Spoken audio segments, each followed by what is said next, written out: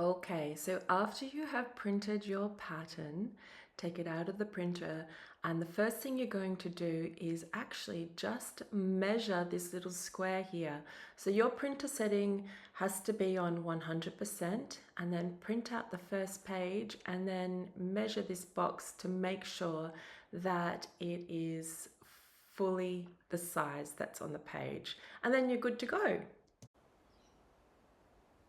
And this will just give you a really good direction for how your printer's going. And then you're going to line up all of the pages and then get some scissors, cut along the straight line, and then you will then be able to like place all your pieces together, and you'll get some sticky tape and keep those pieces together and secure that. And then grab another piece, cut that up, stick that to the side. And as you can see, the whole pattern now is coming together. I've sped this up a little bit. Yeah, so go for gold. And it doesn't actually take you very long, but I've sped this up because I know that your time is really important and I want you to get the most out of this tutorial. All of the patterns that I make are all printable, so you can use your printer setting if it's on US letter or on A4. You can just simply print it out at 100% on your printer settings and then stick it all together and ta-da! That's what it will look like. All right, so all of that is stuck together, and bring back that first page and go through the pattern sizing, and using the measurements on the other form that you get, you'll be able to see which one you're going to cut out. So I'm cutting out a small, which is size 10, which is the green spaced line. Okay, so all you need to do is grab your scissors and then just follow the line that you need to cut. So in this situation, it is the green spaced line. I'm going to speed this up a little bit because you don't need to see me cut this out. Just grab your scissors and cut along the color that you need. So I have cut out a size 10. I've cut this out for my client who would like the strap to be on the left shoulder. So to get the left shoulder, I'm going to turn this over and have the back of the pattern facing upwards. If you wanted the right shoulder, then you would have the right side of the pattern facing upwards. And then I'm just going to cut the fabric. I've placed the fabric down so that I've got the two right sides of the fabric facing each other. And I've layered them up, and then I've just placed the pattern on top and cut around it. So both with the fabric, both right sides are facing each other. So I only have to cut it out once and not 4 times. Or you know what I mean. So here we go. I've got them already cut out. I don't need to move the patterns around or anything like that. This is the back side, so it's a little bit thinner than the front side. I'm going to mark the middle of that because I don't want to sew at least about 1 to 2 inches. I'd say 2 inches. I want to leave a hole or a gap. That's just to remind me, okay? So I want to leave these two sides open, this open, these two sides open, and these two bits open, okay? So I'm just going to pin where I need to sew. So when I sew, I'm either going to use a serger or a zigzag stitch. So if you don't have a serger, just use a zigzag stitch on your sewing machine. So everything's pinned, and that's where I'm going to sew.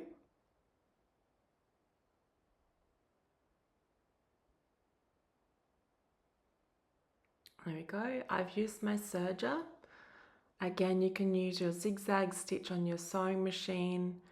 And here I've just left this opening here. You can see through there. And On these, I've done the edges as well and left 3 openings, which is sides and the top of the shoulder. I've got my elastic, and it is an 8mm stretchy woven elastic, and I'm turning the top and the front and the back over because we're going to be putting the elastic on the back of the right side of the main fabric. Okay, so that's just going to go around, and we're going to leave about 1/2 inch on the top of the shoulder, so you can see that, and apply that elastic. I'm not going to be pulling the elastic. I'm just going to leave the elastic as is. So you can see that I haven't pulled the elastic. It's not buckling or anything. I've just sewn that on with a zigzag stitch. And then this is the underbust area. So my elastic is 20mm. It's woven. I'm going to leave it a little bit on the edge, so probably 1/2 inch. And I'm going to slightly pull that. As you can see, my hand is pulling a little bit. And I'm not going to sew over this middle area. I'm going to leave that open. But on this side, I'm going to put the elastic on. I'm going to sew all the way through and slightly pull, not too tight, just a little bit of a pull. Okay, so here I am on the sewing machine. Cut my elastic on a little bit of an angle so that it works in line with the side of the top. I'm going to do a zigzag stitch. My length and all that jazz on my sewing machine is 4x4. And then you're just gently going to pull the elastic, do a zigzag stitch. I've also made a mistake here, and I want to show you, or it's not really a mistake, but I just want to show you what happens anyway. I'm going to take off this and I'm going to go straight bypass that hole that we want to make, and I'm going to go straight back over to where that sewing machine, that needle is, and I'm going to start where that needle is to do my zigzag stitch.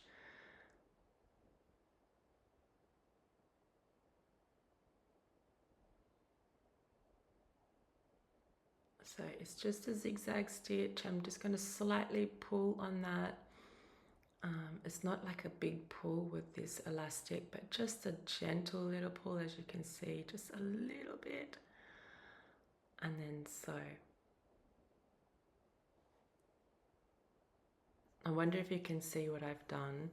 It's not really a mistake, but I will eventually show you, but I wonder if you can pick it up. Yeah, there it is.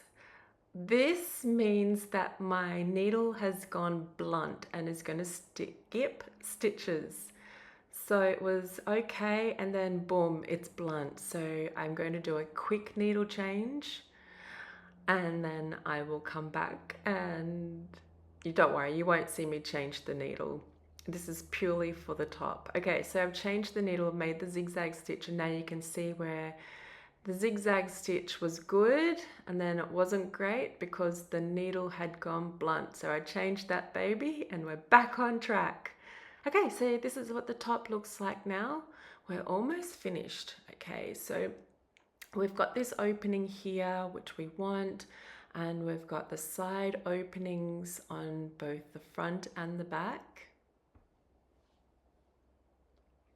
And I'm going to now turn the top so that it's the right side now. This is why I placed the fabric down the way I did. This is why I placed both right sides together and cut them both at the same time, so that I save myself time and you time watching it. And oh my God, look at that material. It's so freaking beautiful. So this material was bought in Australia from a shop called the Remnant Store, and I will link it below. One of my most favorite Aussie stores to buy from, and this is, I think, a fog finish silver lycra, and it's so beautiful to work with, and it looks amazing on stage. And if you do wear it a lot, it does fade out to be like a leather look. So yeah, I love the journey of this fabric because it goes from like this beautiful liquid silver, and then after a few years it looks like kind of like a washed out leather look. It's hot. I love it. Anyway, so we have turned the top right side out, so the front and the back, and now we're going to get ready to join it all together. Okay, so starting with the shoulder here, I am placing the front shoulder on top of the back shoulder. Okay, so you want to place the front shoulder on top of the back shoulder, pin that in, and now we're coming in through the side of the back, and we're coming up through. It's a little bit squishy in here when you get up there. And then we're going to grab hold of those two top shoulders, take the pin out while we're still holding it. And then it's a little bit squishy when we do this. We're going to turn it while we're still holding it. So turning it inside out with the shoulders, with the front shoulder inside of the back shoulder. This can be a little bit fiddly, but once you get it through, it's fine. And then we pull that through, still holding on.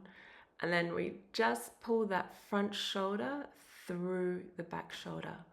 Okay, so how do we know that we've pulled it through the right way? When these two fabrics are facing each other, the two main fabrics are facing each other and the two linings are facing each other.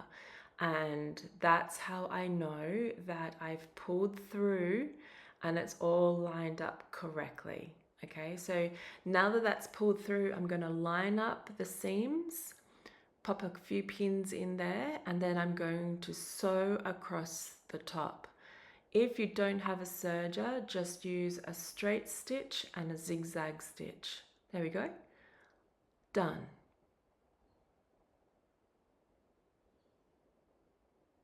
And you pull that out. Look. Oh my God, look how beautiful that finish is. Fully lined up and looking gorgeous and so happy. And we're going to do the same for the sides. So I like to fold the front over the back.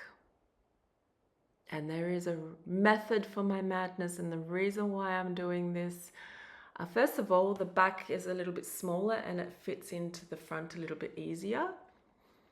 And then so here we're going to go through the other side after we've pinned that over the top of the side.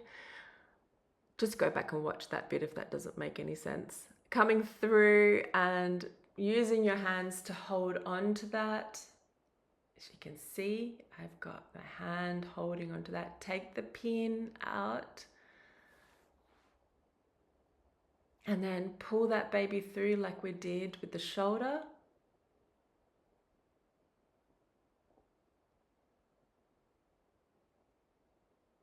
And then we're going to line everything up. Just like what we did on the shoulder, but more lining up to do now because it's a little bit more fabric to line up. So take your time here, don't rush it. You want to make sure that everything is lined up, and then we're going to pop some pins in just to make sure that it all stays in place before we head back over to the sewing machine. And oh, it's so nicely lined up. It makes me so happy. Pop a few pins in there. Sometimes you find that you might have to realign once you've got pins in there, and that's okay. So just keeping them all flush. We don't want any material hanging back or hanging over. We want it all flush so that we get all the fabric in when we sew it. Okay. I'm rearranging everything, and then I sew on across the top. If you don't have a serger, use a zigzag stitch and a straight stitch. There we go. So I'm just going to pull that through now. It's so pretty. It's done. It's come through. I'm really happy, and you'll see the inside of this as well. So pretty. Oh my God. I love that. I love it. It's so nice. I love it when you can't see seams. And this also means that you can do a reversible crop top as well. So if you wanted silver on one side and gold on the other, you could do that. Easy. This one is nude lining, so it's just for one look, but she could also turn it inside out and just have a nude crop. Okay, so now we have moved on to the other side, and this is where the hole in the back of the crop will come in handy to finish this side off. So again, we're putting the front over the back, just overlapping it by like an inch, popping a little pin in, and then using this little hole here to go up.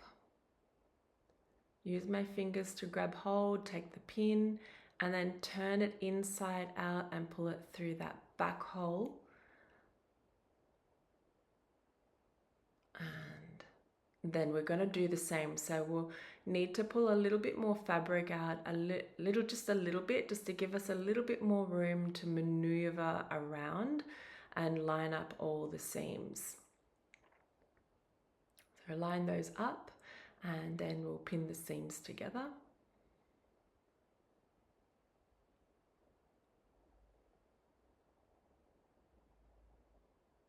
Making sure you get every seam, otherwise you'll create holes.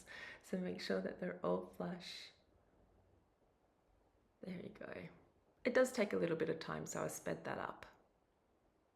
And there we go. That side seam is now finished for you. I'm so excited. Drum roll as I open it up. So exciting. Oh my God, it's so beautiful. And on it looks divine. Oh my God. This would go so beautifully with some pants, some jeans, a skirt. You could do this as swimwear, seriously. All right, so the back hole is there if you need to alter it. So you can sneak up through the back and up through the top to alter it if you need to. So if I need to shorten the shoulder, I can come back up and pull that through, and I can unpick it if I need to, or just sew a little bit more. You'll need to do the elastic as well. But it just gives you a little bit more control over alteration. So you can sneak up through this side as well and alter in here and on this side as well. So yeah, I feel like it's a fail-proof crop, even if you do make a few mistakes making it too big or too small. Yay! Enjoy.